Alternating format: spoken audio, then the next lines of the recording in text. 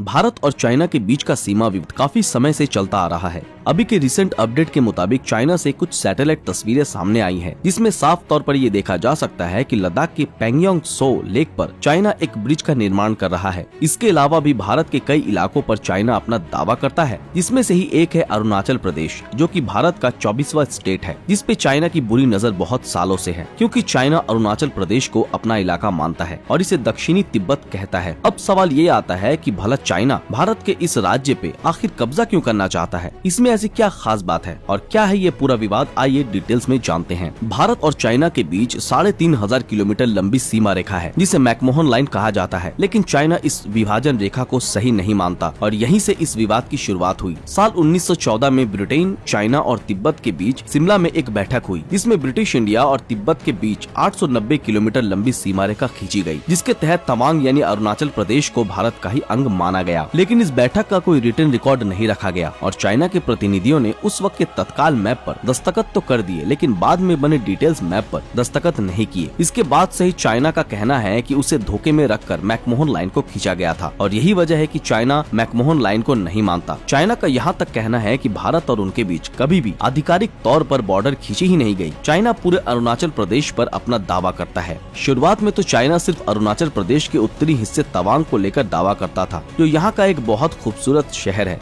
जिसकी ऊंचाई सी लेवल से 3048 मीटर है और यहाँ एक बहुत ही फेमस बौद्ध मंदिर है, जिसे 17वीं सेंचुरी में बनाया गया था और जो तिब्बत के बौद्धों के लिए बहुत ही पवित्र जगह है। लेकिन ये सिर्फ एक मामूली वजह है, असली वजह कुछ और ही है। 1912 के पहले तक तिब्बत और भारत के बीच कोई क्लियर बॉर्डर नहीं थी। इन इलाकों पर ना ही मुगलों का और ना ही ब्रिटिशर्स का राज था और भारत और तिब्बत के लोग भी बॉर्डर वगैरह नहीं मानते थे। फिर जब तवांग में बौद्ध मंदिर मिला, तब जाकर बॉर्डर खींचने का डिसीजन लिया गया और फिर साल 1914 में ब्रिटेन, तिब्बत और चाइना इन तीनों देशों ने मिलकर बॉर्डर को डिसाइड किया। लेकिन फिर 1950 में चाइना ने तिब्बत पर पूर्ण रूप से कब्जा कर लिया और चाइना ये चाहता था कि तवांग तिब्बत का ही हिस्सा रहे, क्योंकि ये तिब्बतियों के लिए बहुत ही पवित्र जगह है। साल 1949 में माओ से तुंग ने पीपल्स रिपब्लिक ऑफ चाइना का गठन किया और 1 अप्रैल 1950 को भारत ने इसे मान्यता दे दी और चाइना के साथ राजनीतिक संबंध स्थापित किए। और फिर 1954 में भारत ने भी मान लिया कि तिब्बत चाइना का ही हिस्सा है। उस वक्त हिंदी चीनी भाई भाई का नारा भी लगा,